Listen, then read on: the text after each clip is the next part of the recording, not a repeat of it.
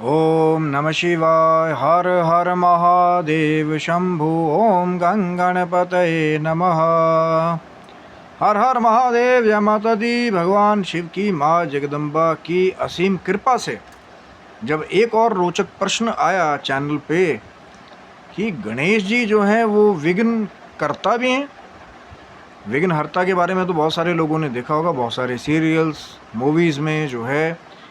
गणपति बप्पा को ये टाइटल जो है वो दिया गया है कि विघ्नों को हरने वाले, विघ्नहर्ता।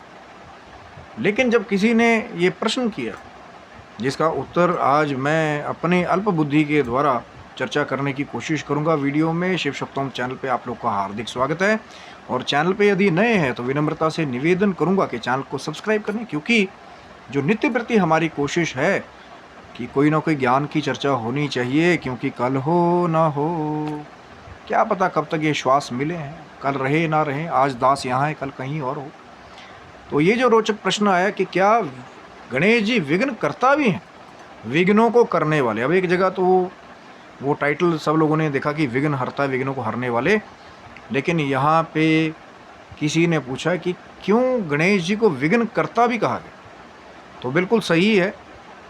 और इसका मैं एक एग्जाम्पल भी दूंगा कि कहाँ पे गणेश जी विघ्न करता भी बन जाते हैं। तो ये कहते हैं कि जब एक बार इसका बहुत ही सुंदर वर्णन जो है श्री शिव महापुराण में भी इस कथा का, जब देवादिदेव महादेव भोलेनाथ जो है त्रिपुरासुरों को भस्म करने के लिए जा रहे थे अपने दिव्य रथ पर सवार होकर के, अपने दिव्य अस्त्र के द्वारा। तो कहते हैं कि सब लोग जो है वो महादेव को देखने लगे, देवी देवता की। अब तो त्रिपुरों का जो है नाश संभव है, क्योंकि एक विशेष मुहूर्त में जो है उनको जो है भस्म करना था, एक ही जो है बाण के द्वारा, जो महादेव का दिव्य पाशुपत अस्त्र है। लेकिन सबने देखा कि महादेव अपने ही स्थान पे, एक ही स्थान पे ऐसे ही जड़ हो गए, मतलब कि ना आगे ना पीछे, बिल्कुल एकदम जैसे हम बोलते हैं ना किसी को स्टिल हो जाओ या स्टैचू कर देते हैं, तो महादेव बिल्कुल वहाँ पे जो है वो बाण जो है वो महादेव छोड़ ही नहीं रहे थे। तो सब जो है असमंजस में पड़ गए, और महादेव जी को भी ये पता लग गया भी कोई ना कोई तो है जो बाधा उत्पन्न कर रहा है। और जब अपनी दिव्य दृष्टि से देखा महादेव ने, तो उन्होंने ये पाया कि अंगूठे के आगे अग्रभाग में बैठ करके गणेश जी जो है वहाँ विघ्न उत्पन्न कर रहे थे कि महादेव वो बाण छोड़ ही नहीं पा रहे थे। बिल्कुल इसका प्रमाण है, अगर पढ़ना कोई चाहे तो श्री शिव महापुराण में जाकर के इसको पढ़ सकते हैं। तो कहते हैं कि फिर गणेश जी ने कहा कि आप ही का वरदान है त्रिदेवों का कि जो मेरा प्रथम पूज्य मेरा पूजन ना करे तो फिर कार्य सिद्ध कैसे होगा। अब भैया वैलिड पॉइंट भी था गणेश जी का, जो अंगूठे में बैठ करके महादेव जी के कार्य में विघ्न डाल रहे थे उस समय।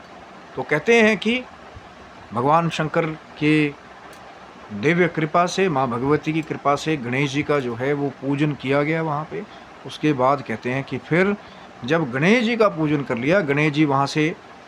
विघ्नकर्ता के रोल को हटा दिया, गणेश जी ने जो विघ्न कर रहे थे उसको भी छोड़ दिया। तो ये तो मैंने कहा ना कि गणेश जी विघ्न हरता भी है और विघ्न करता भी है कई जगह। तो फिर जैसे ही गणेश जी वहाँ से हट गए तो फिर महादेव ने वो दिव्य अस्त्र छोड़ करके त्रिपुरासुरों को भस्म कर दिया वहीं पर। तो कार्य सिद्ध हो। इसका एक और एग्जाम्पल मैं आपको दे सकता हूँ कि मान लीजिए आप किसी रोड पे जा रहे हैं, आपने टोल टैक्स पहले ही दे दिया, तो फिर वो जो बैरियर होता है उसको हटा दिया जाएगा कि जाइए रास्ता खुला हुआ। लेकिन आप गए और आपने कहा कि नहीं भैया मैं नहीं मानता किसी को, मैं नहीं देता, ये वो उन्होंने बैरियर लगा दिया। अब आप निकल भी नहीं पा रहे हैं, समय भी खराब हो रहा है। तो यहाँ पे टोल टैक्स क्या है, यहाँ पे आराधन पूजन ही गणपति जी का टोल टैक्स है,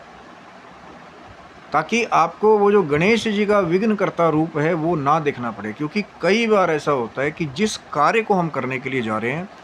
जो शायद हमारे परिवार के लिए, हमारे जीवन के लिए, समाज के लिए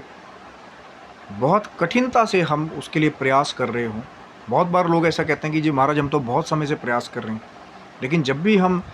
पहुंचते हैं अपनी मंजिल के करीब तो कोई ना कोई विघ्न बाधा आ जाती है।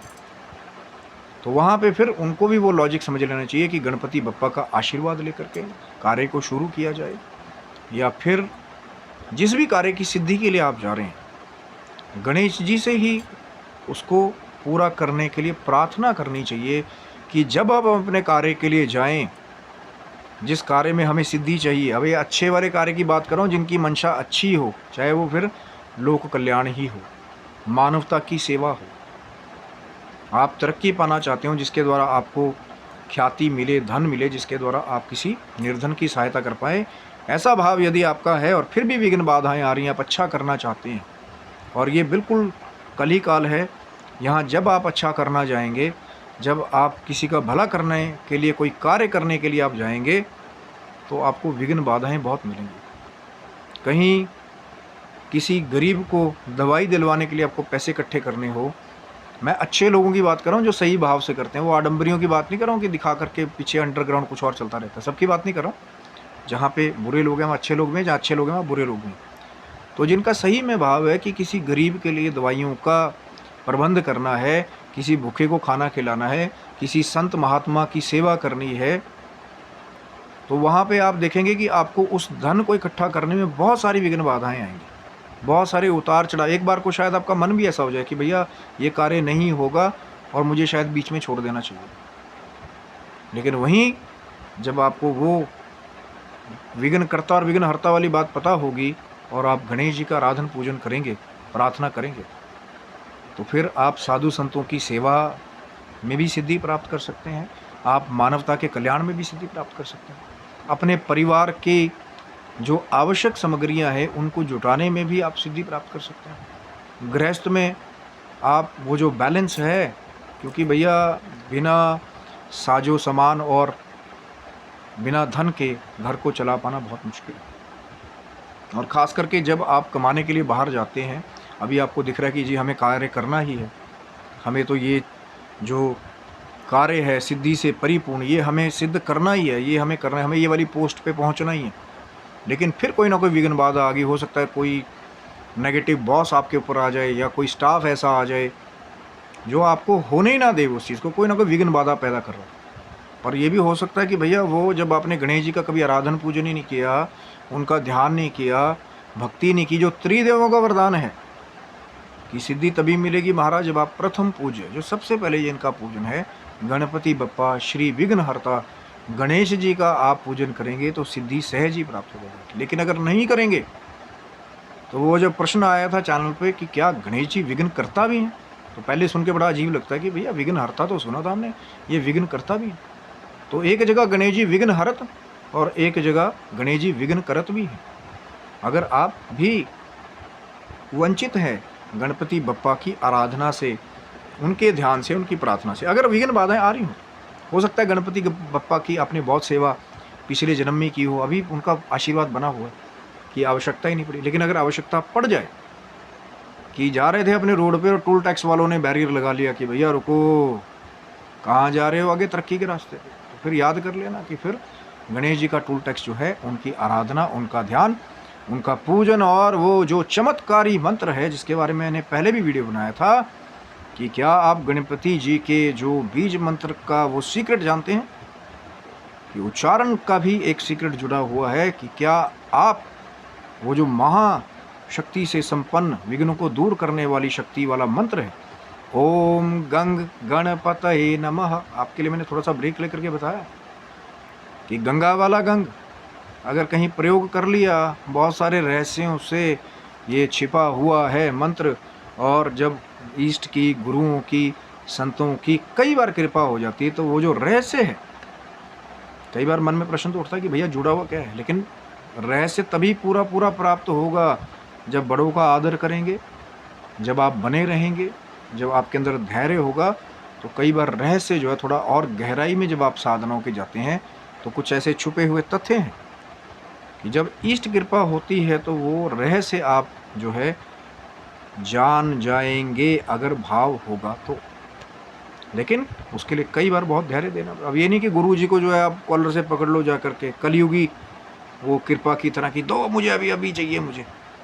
या चैनल पे आ जाओ तुम असली हो कि नकली हो मुझे प्रमाणित करके दिखाओ। क्यों भाई, पहले बने तो रहिए,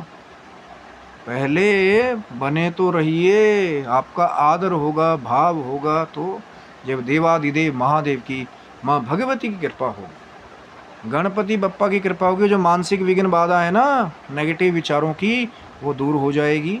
सकारात्मक सोच बनेगी। तो फिर वो जो श्री रामचंद्र मानस में जो बहुत ही सुंदर चौपाई है कि जहाँ सुमति तहाँ संपत्ति नाम, और जहाँ कुमति तहाँ विपत्ति निदान। जहाँ सुमति है वहाँ संपत्ति, सुख, समृद्धि, ऐश्वर्य है, और जहाँ कुमति है, कुविचार है कि ये क्या देगा मेरे को आकर के जो बैठा हुआ है, पता नहीं ये क्या है नहीं है। अरे भैया पहले बने तो रहो, पता लग जाएगा अपने आप ही। जब आप थोड़ा सा भी जो प्रैक्टिकल बताया जा रहा है उस मंत्र जाप को, उसको करके देखेंगे। मैं हमेशा कहता हूँ करके देखिए एक माला, ओम गंग गणपतये नमः। फिर वो गण वालों को तो भैया प्रणाम है, और गम वाले भी एक माला गम की और एक माला गंग की जो है वो करके देख लेंगे। फिर आपको पता लग जाएगा किसमें कितना प्रभाव है। तो आप स्वस्थ समझ रहे हैं। भगवान शिव की, माँ जगदम्बा की, गणपति बप्पा की कृपा बनी रहे। तब तक आप सभी बंधुओं को हर हर महादेव शंभु, जय माता दी। ओम गंग गणपतये नमः।